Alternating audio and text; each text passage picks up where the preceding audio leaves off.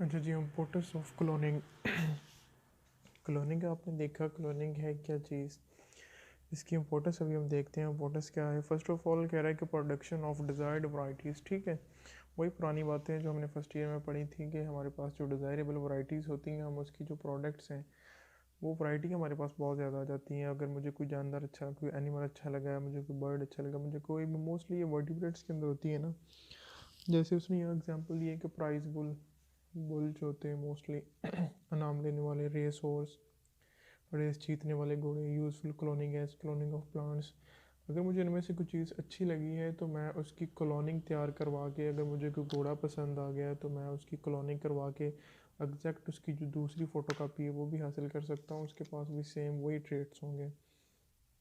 दूसरे नंबर पे कह रहा है कि study of action of hormones, drugs and antibodies. अब लेबॉर्ट्री के अंदर मैंने कोई हार्मोन बनाया, मैंने कोई ड्रग बनाया, कोई एंटीबॉडीज़ बनाई है।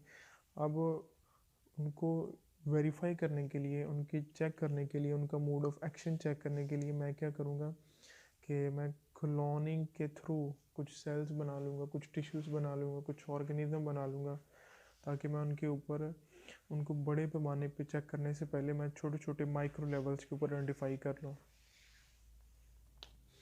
On cloned cells are being carried out qualitatively for drugs, cosmetics, and pharmaceutical products on animal cells without exposing laboratory animal to these chemicals. अब मेरे पास laboratory animals भी पड़े होते हैं, लेकिन वो स्पेसिफिक होते हैं, थोड़े होते हैं। अगर मैं उनकी क्लोनिंग कर लूँगा तो वो मेरे पास ज़्यादा हो जाएंगे, तो मैं ईज़िली इनका एक्शन जो है इनके ऊपर चेक कर सकता हूँ। एक्शन के थ्रू उनका नुकसान भी हो सकता है, तो मेरे पास जो है वो रिज़र्व एनिमल्स एक्स्ट्रा होने चाहिए। तो लिहाजा क्लोनिंग के थ्रू मेरे पास जो एक्स्ट्रा होंगे उनके ऊपर मैं इनका मोड ऑफ एक्शन जो है वो चेक करता रहूँगा। अच्छा जी, लिमिटेशंस क्या हैं इसके ऊपर, क्लोनिंग के ऊपर लिमिटेशंस क्या हो सकती हैं, एतराज़ात। एक तो कह रहा है कि ये नॉन रेजिस्टेंस ट्रेन है। किस तरह? Cloning has advantages that all organism behave similar. ये सारे जो ऑर्गेनिज्म बिल्कुल सिमिलर एक्ट करते हैं, कोई फ़र्क नहीं होता। But if environmental hazard develop, लेकिन कह रहा है कि अगर इन्वायरमेंटल हैज़र्ड्स डेवलप हो जाए तो इसमें नुकसान हो सकता है। कोई एक सिंगल बीमारी जो है आके मेरे पास अगर एक से ज़्यादा क्लोन हो तो दोनों को नुकसान पहुंचा सकती है। जैसे कि यहाँ लिखा हुआ है आउटब्रेक ऑफ अ डिजीज़, कोई बीमारी आ जाती है, non resistant strain present to lessen the impact, क्योंकि ये नॉन रेजिस्टेंस होते हैं। अब हो सकता है कि हमने एक क्लोन तैयार किया हुआ है, किसी ह्यूमन का क्लोन ही देख लें, तो अब वो जिस जिस बीमारियों से लड़ा है, जिस एनवायरनमेंट में रहा है, जितना उसका एज लाइफ स्पैन है, हो सकता है कि उसके क्लोन को ये सारी अपॉर्चुनिटी ना मिले। अब ये तो इसी तरह ना कि हमने क्लोन बनाया है, क्लोनिंग के थ्रू, यानी जो जो जिस तरह का एनवायरनमेंट उसके वो पेरेंट सेल को मिला था उसको उस तरह का एनवायरनमेंट ना मिल पाए। तो इसलिए कह रहा है कि जो degree of environmental influence on clone is not fully known, क्योंकि ये जानी पहचानी नहीं है, हमें नहीं इसका अंदाज़ा। क्योंकि अब देखो कि पहले जाइगोट बनता है, फिर एम्ब्रियो बनता है, फिर फिटस बनता है, फिर जो है 10 साल, 15 साल, 20 साल, तो ये बहुत लंबा चौड़ा अरसा होता है, ये किसी को नहीं नोन। Passes through all developmental stages as in human, तो वो एग्जांपल के तौर पे कह रहा है कि जो ह्यूमंस के अंदर डेवलपमेंट में तब्दीलियों का सिलसिला है, जैसे कि जाइगोट से लेके फीटस बनने तक, ये किसी को नहीं नोन। तो इसी तरह जो ह्यूमन की क्लोनिंग है, कह रहा है कि ये ओपन सीरियस मॉरल क्वेश्चंस, ठीक है, बहुत सारे क्वेश्चंस इथिकली भी, और जो है वो मज़हब से रिलेटेड भी। मज़हब हमें नहीं इजाज़त देता इस तरह के कामों की। Also have many other issues regarding human cloning, तो बहुत सारे कंट्रीज़ हैं वहाँ पे ह्यूमन क्लोनिंग के ऊपर काम भी चल रहा है, एक्सपेरिमेंटेशन भी कम रही है। लेकिन हमारे कंट्री के अंदर जो है ये बिल्कुल बैन है। ना सिर्फ हमारे कंट्री बल्कि बहुत सारे कंट्रीज़ के अंदर ये जो क्लोनिंग है ये बैन है, इसको नहीं करने दिया जाता है। इसके बहुत सारे जो हैं वो इश्यूज़ हैं। बाकी फर्दर अगर देखा जाए तो स्टिल ह्यूमन क्लोनिंग से रिलेटेड कोई प्रोमिनेंट जो एग्जांपल है, जो एक्सपेरिमेंट है, कोई मंजर आम यहाँ सामने नहीं आया कि ह्यूमन का क्लोन जो है बनाया गया। और रशिया के बारे में सुना था कि वो जो है चोरी छुपे इस तरह की जो है वो टेक्निक ह्यूमन क्लोन के ऊपर काफ़ी सालों से काम कर रहे हैं। तो एनी हो, ये ह्यूमन क्लोनिंग से रिलेटेड जो है ये इंपॉर्टेंट है क्वेश्चन, इसको अच्छे से करना है आपने। क्लोनिंग है क्या, इसका प्रोसीजर क्या है, इसकी इंपॉर्टेंस क्या है, लिमिटेशंस क्या है, तो ये लॉन्ग के तौर पे भी पूछ सकता है आपसे, शॉर्ट में भी आ जाता है। अच्छा जी, उसके बाद हमारे पास दो चीज़ें हैं, आइडेंटिकल ट्विन्स और फ्रेटर्नल ट्विन्स, इनमें क्या फ़र्क है? अच्छा जी, आइडेंटिकल ट्विन्स और फ्रेटर्नल ट्विन्स दोनों में क्या फ़र्क है? जो आइडेंटिकल ट्विन्स होते हैं वो हूबहू दिखने में बिल्कुल एक जैसे होते हैं, शक्ल सूरत कद काठ बहुत सारे उनके फीचर्स जो हैं बिल्कुल आइडेंटिकल होते हैं, जैसे एक दूसरे की फ़ोटोकॉपी में। तो ये किस तरह बनते हैं? तो ये फ़र्क इम्पोर्टेंट है, शॉर्ट क्वेश्चन के तौर पर भी आ जाता है, इसको अच्छे से देख लेना है। इसके अगर हम काज देखें, इसकी वजह देखें तो कह रहा है कि हायर वर्टिब्रेट्स के अंदर zygote undergoes cleavage, zygote cleavage में जाता है वो तो डेफिनेटली हर ऑर्गेनिज्म का। When embryo is at two cell stage, जब कह रहा है कि एम्ब्रियो टू सेल स्टेज पे होता है, इसको यहाँ से डायग्राम से समझें ज़रा। ये जाइगोड है, ठीक है। तो जाइगोड के अंदर क्लीवेज चलती है, पहली क्लीवेज 2 सेल में डिवाइड, फिर क्लीवेज 4 सेल में डिवाइड, फिर इस तरह जैसे जैसे क्लीवेज होती रहती है सेल जो है इसमें बहुत सारे सेल्स बनते रहते हैं। इसी जाइगोड के अंदर बहुत सारे सेल्स बन जाते हैं इस तरह।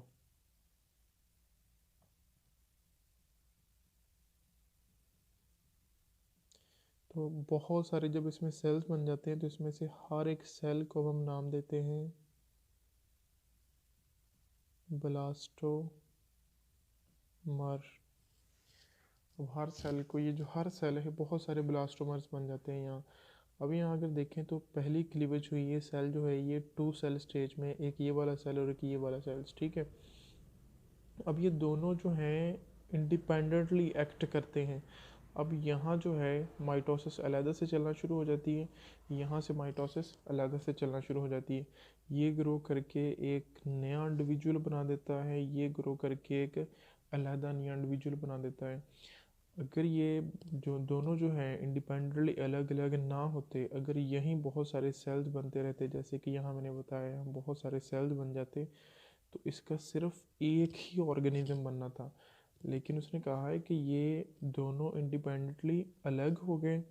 अगर ये 3 में भी अलग होते तो 3 ऑर्गेनिज्म बनने थे, ये 4 में भी अलग होते तो 4 ऑर्गेनिज्म बनने थे, वो चारों आइडेंटिकल होने थे। अगर 10 में भी अलग होते तो 10 ऑर्गेनिज्म बनने थे।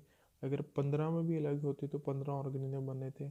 अगर 16 में भी ये डिवाइड हो जाते, यानी यहाँ 16 सेल भी बन जाएँ, 2 क्लीवेज 4 क्लीवेज 8 क्लीवेज, तो यहाँ जो सेल्स बन रहे हैं बहुत सारे सेल्स बनते हैं। अगर ये सेल्स 16 तक भी चले जाएं तो 16 इंडिविजुअल 16 सेल यहाँ से अलग हो जाएं इस तरह। तो ये 16 के 16 सेल्स ही नया ऑर्गेनिज्म बनाने की सलाहियत रखते हैं। अगर 16 से 17 चले जाएं तो नहीं, क्योंकि 16 सेल तक ही लिमिट है कि अगर 16 सेल तक जो है ये सेल्स आगे अलग होते हैं इंडिपेंडेंटली, तो इनके अंदर ये खासियत होती है कि ये दोबारा जो है नया इंडिविजुअल बनाने की सलाहियत, इस चीज़ को हम कहते हैं टूटी पोटेंट।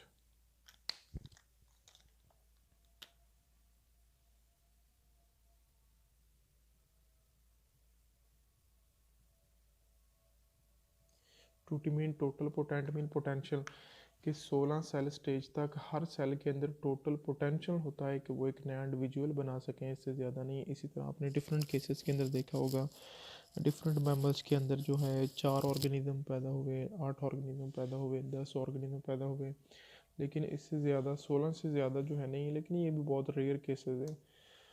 अच्छा जी, तो ये दोनों जो कह रहा है कि बोथ आर आइडेंटिकल, ये दोनों एक जैसे होंगे, क्योंकि गमीट्स तो दो इंडिविजुअल के ना, जाइगोड तो एक ही है ना, लेकिन यहाँ भी वही फीचर्स, यहाँ भी वही फीचर्स, यहाँ भी वही जीन्स, यहाँ भी वही वही जीन्स। तो बनना तो ये एक ऑर्गेनिज्म ही था, लेकिन ये दोनों अलग हो गए। अब ये दोनों सेल जो हैं इनके अंदर ये दोनों सेल्स टूटी पोटेंट है।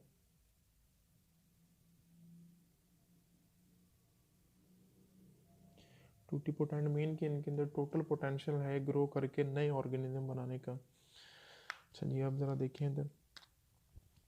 Zygote undergo cleavage when embryo is at 2 cell stage, ठीक है। कह रहा है कि जाइगोट अंडरगो क्लीवेज, जाइगोट में क्लीवेज होती है when embryo is at 2 cell stage, जब एम्ब्रियो 2 सेल स्टेज पे होता है। टू ब्लास्टोमर कह रहा है कि इंस्टेड ऑफ रिमेनिंग टूगेदर, अब जब यहाँ क्लीवेज हुई, क्लीवेज के थ्रू जो है सेल्स बनते हैं, पहली क्लीवेज हुई तो 2 सेल्स बनते हैं, ये दोनों ब्लास्टोमर हैं। कह रहा है कि instead of these blastomere remaining together, ये अलहदा यानी इकट्ठा रहने की बजाय में सेपरेट, ये दोनों क्या हो जाते हैं, सेपरेट हो जाते हैं। And behave as two independent zygote, और फिर किस तरह एक्ट करते हैं, ये अलग जाइगोड और ये अलग जाइगोट, इसमें अलहदा से क्लीवेज होना शुरू हो जाती है, इसमें अलहदा से क्लीवेज होना शुरू हो जाती है। ये तो एक नया ऑर्गेनिज्म बना देता है, ये भी अलग से एक नया ऑर्गेनिज्म, लेकिन ये दोनों क्या होते हैं, आइडेंटिकल होते हैं। अच्छा जी, कह रहा है कि behave as two and independent zygote. अब अगर जेनेटिकली देखा जाए तो जेनेटिकली आइडेंटिकल होंगे, क्योंकि जीन्स एक ही थे यहाँ भी यहाँ भी। Both individuals are produced by mitosis, दोनों ये माइटोसिस से बने, सो जेनेटिकली आइडेंटिकल। क्योंकि मियोसिस सिर्फ एक दफ़ा ही होती है जब गमीट्स बनने होते हैं, तो ये गमीट्स जब बने थे यानी जब एग के साथ आके स्पर्म मिला था तो मियोसिस हो चुकी है। आगे एग के साथ जितनी भी तब्दीलियों का सिलसिला आना है वो माइटोसिस होनी है उसमें। सो जेनेटिकली आइडेंटिकल, लिहाजा ये जेनेटिकली क्या है, आइडेंटिकल। अगर देखा जाए इसमें रिप्रोडक्शन कौन सी होती है, they are produced meiotically. Meiotically यानी माइटोटिकली मीन कि एसेक्सुअल रिप्रोडक्शन होती है। तो अच्छा, ये मोस्टली बच्चे कंफ्यूज होते हैं कि इसमें एसेक्सुअल रिप्रोडक्शन किस तरह है, क्योंकि आइडेंटिकल ट्विन जो है वर्टिब्रेट्स के अंदर हो रही है, तो यानी सेक्सुअल रिप्रोडक्शन तो होती है ना उनमें, लेकिन जाइगोट के बाद वाला जो तब्दीलियों का सिलसिला है, मैंने अभी कहा कि तब माइटोसिस स्टार्ट हो जाती है। तो अब ये जो ऑर्गेनिज्म है are gifted of mitosis, mitosis ने बनाया है उनको। अच्छा जी, ये तो हो गया आइडेंटिकल ट्विन हमारे पास। अब हम बात करते हैं फर्टर्नल ट्विन्स की, ये क्या चीज़ है। अच्छा जी, अब जो फर्टर्नल ट्विन्स हैं, फर्टर्नल ट्विन्स की अगर हम बात करें तो इसके कादिर कह रहा है कि in some cases more than one egg produced by female. अब यहाँ तो एग एक ही था ना, लेकिन यहाँ कह रहा है कि एक से ज़्यादा जो एग्स हैं वो प्रोड्यूस कर देती हैं फीमेल्स। अब इसका क्या तरीकाकार है, जब मियोसिस होनी होती है, जब गमेट्स बनने होते हैं, स्पर्म्स तो बहुत सारे होते हैं, तो सिर्फ एक स्पर्म्स को चांस मिलता है कि वो एग को फर्टिलाइज़ कर सके। एग जितने होंगे स्पर्म्स ने फर्टिलाइज़ कर देना है, क्योंकि मिलियंस ऑफ जो होते हैं वो स्पर्म्स होते हैं। अब अगर ये वाला एग मिल रहा है, ये वाला स्पर्म मिल रहा है, इस एग के साथ ये अलग से फर्टिलाइज होगा, इसमें क्लीवेज अलग से चलेगी, ये अलग से ऑर्गेनिज्म बनाएगा। अगर ये वाला स्पर्म मिल रहा है इस एग के साथ, ये अलग से फर्टिलाइज होगा, ये अलग से नया ऑर्गेनिज्म बनेगा। क्योंकि ये गमीट्स अलग बना, ये गमीट्स अलग बना, क्योंकि यहाँ गमीट्स एक था, लिहाजा जेनेटिक मेकअप भी एक था, लेकिन यहाँ गमीट्स दो तरह के बन रहे हैं, लिहाजा जो जेनेटिक मेकअप होगा इनका डिफरेंट होगा। अब ये वाला जो है ये कह रहा है कि बोथ एग आर फर्टिलाइज, दोनों एग फर्टिलाइज हुए इंडिपेंडेंटली, अलग अलग, तो इनके जो जेनेटिक है वो जेनेटिक मेकअप भी डिफरेंट होगा, ये ग्रो करके अलग ऑर्गेनिज्म, ये ग्रो करके अलग ऑर्गेनिज्म, और जेनेटिकली भी ये डिफरेंट हो गए। लेकिन यहाँ ऐसा नहीं था। ऑल दीज एग्स कह रहा है कि are independently fertilised by sperms, तो इंडिपेंडेंटली स्पर्म्स इनको फर्टिलाइज करता है by sperm to form two or more zygote, दो या दो से ज़्यादा भी हो सकते हैं, तीन हो सकते हैं ये। These zygote develop into new offspring, ये जो जाइगोट हैं कह रहा है कि न्यू ऑफस्प्रिंग में डेवलप हो जाते हैं। अगर जेनेटिकली इनको देखा जाए, these offspring as with different combinations are there union of genetically different gametes meiosis. तो अब देखो कि मैंने कहा कि जब भी स्पर्म्स प्लस एग्स मिलते हैं तो दोनों के मिलने से मियोसिस होती है, और मियोसिस के अंदर जो है वो जेनेटिक मेकअप डिफरेंट हो जाता है, वो सेम नहीं रहता। तो यहाँ माइटोसिस हो रही थी, लेकिन यहाँ क्या है, मियोसिस है। अगर रिप्रोडक्शन की बात देखी जाए तो कह रहे हैं कि प्रोड्यूस्ड बाय सेक्सुअली, तो ये सेक्सुअल रिप्रोडक्शन है, स्पर्म और एग का मिलना सेक्सुअल रिप्रोडक्शन है, तो ये आपने ध्यान में रखना है। तो ये था तो छोटा सा टॉपिक, लेकिन इम्पोर्टेंट है। अगर इनमें फ़र्क आ जाए या शॉर्ट क्वेश्चन में पूछे या लॉन्ग में पूछे तो इसको बहुत अच्छे से आपने एक्सप्लेन करना है। आज के लिए इतना ही काफ़ी है, कल इंशाल्लाह मिलते हैं एक नए टॉपिक के साथ। थैंक यू, अल्लाह हाफिज़।